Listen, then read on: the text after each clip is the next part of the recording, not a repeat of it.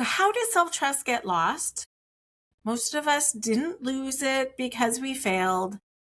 We lost it because we were taught to. We were taught to push.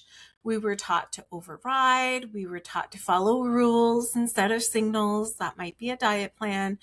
We were taught to trust plans, programs, and productivity over our own bodies. Slowly over time, we learn to second guess ourselves.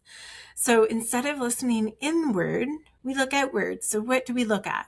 We look at the scale, we look at the plan, we look at the expert, we look at the expectations that's set by who knows who.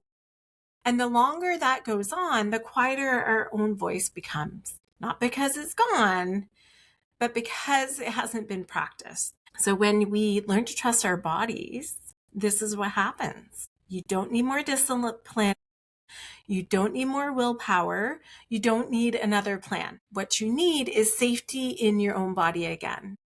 When self-trust starts to rebuild, things soften. So food becomes less dramatic, movement becomes more intuitive, rest feels allowed, decisions feel steadier.